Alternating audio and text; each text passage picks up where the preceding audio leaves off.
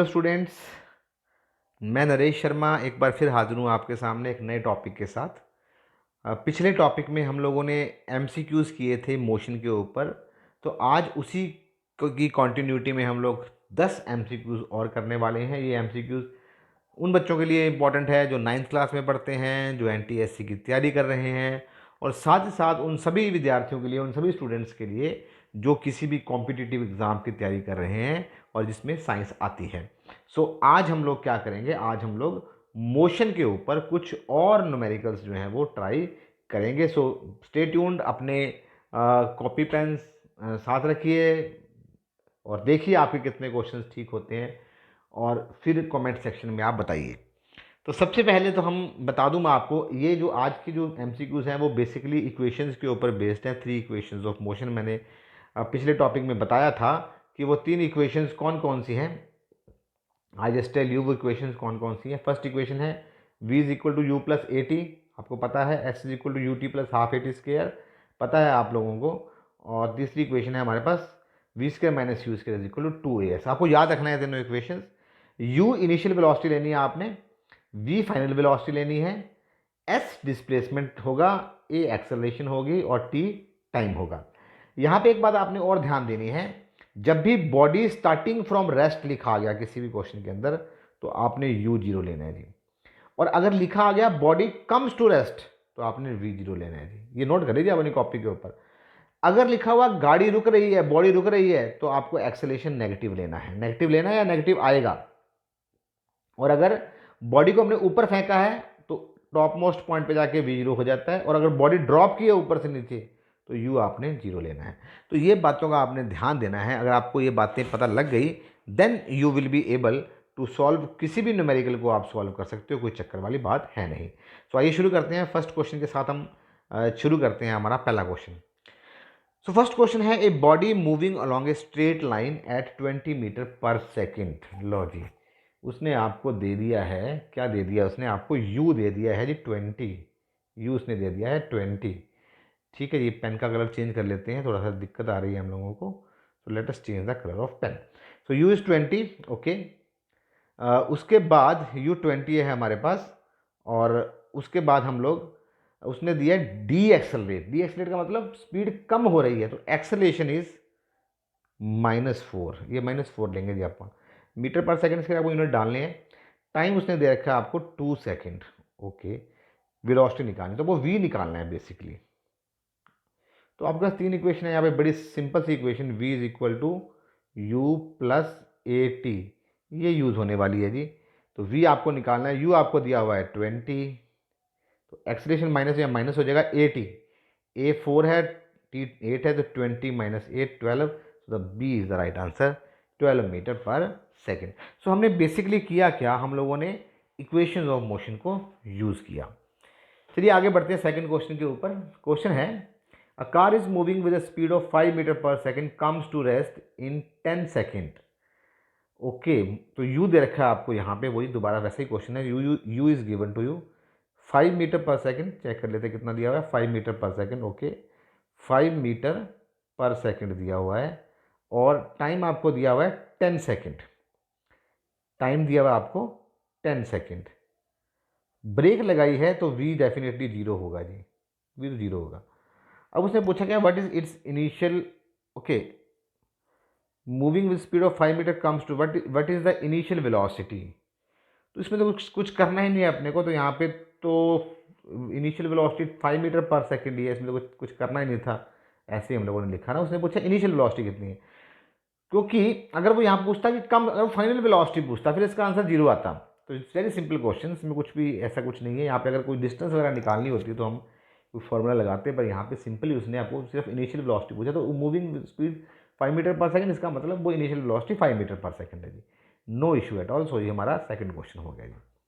आगे चलते हैं question number 10। This is a very important question, very very important question. ये ग्राफ बनाया हुआ है जी डिस्टेंस और टाइम के बीच में। उसने आपको 4 कारों के लिए बनाया है, ए बी सी डी। अब कहता है ग्राफ कौन सा है, देख लेते हैं। डिस्टेंस टाइम ग्राफ है जी। तो आपको मैंने लेक्चर में बताया था, डिस्टेंस टाइम ग्राफ की जो स्लोप होती है वो हमें स्पीड बताती है। अब स्लोप का मतलब समझो क्या होता है। स्लोप का मतलब होता है कितना एंगल है, ये जो एंगल है ना, टाइम के साथ जो, अब जैसे मैं डी के लिए बनाता हूँ, तो जो ये वाला एंगल है डी जो टाइम के साथ बना रहा है, इस एंगल को स्लोप कहा जाता है। सीधी सी बात है, जितना ये एंगल ज़्यादा होगा उतनी स्लोप ज़्यादा होगी। इसका मतलब सबसे ज़्यादा स्लोप किसकी है? डी की है, फिर सी की है, फिर ए की है, फिर बी की है। और जितनी स्लोप ज़्यादा उतनी स्पीड भी ज़्यादा। तब क्वेश्चन उसने पूछा A is faster than D, नहीं जी गलत है पहली ऑप्शन, डी सबसे फास्ट है।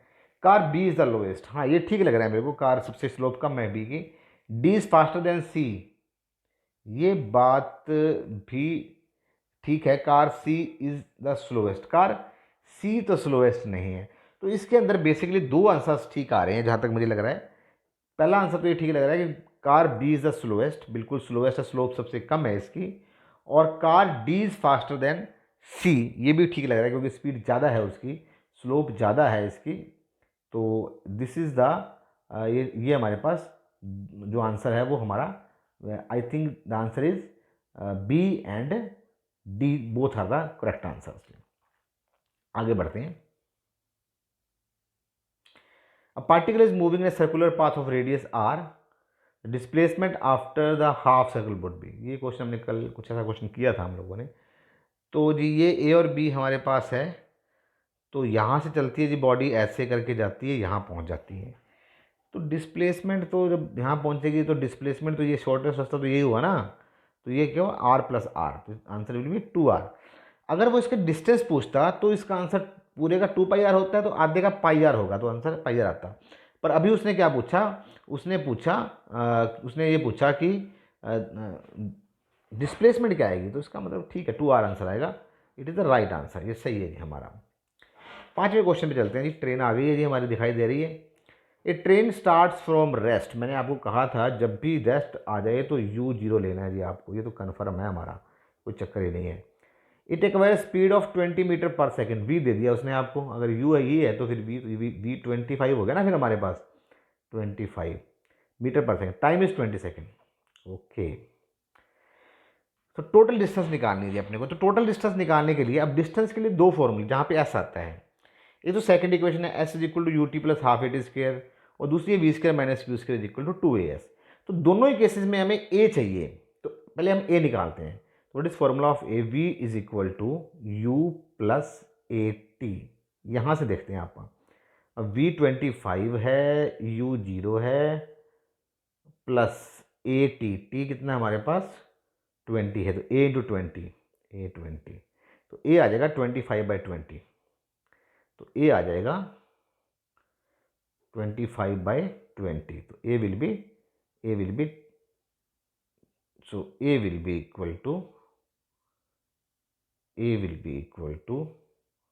25/20। ये कितना आ गया जी? 5 5 जा 24, 1.25 आ गया जी हमारे पास, एक्सेलेरेशन 1.25 आ गई।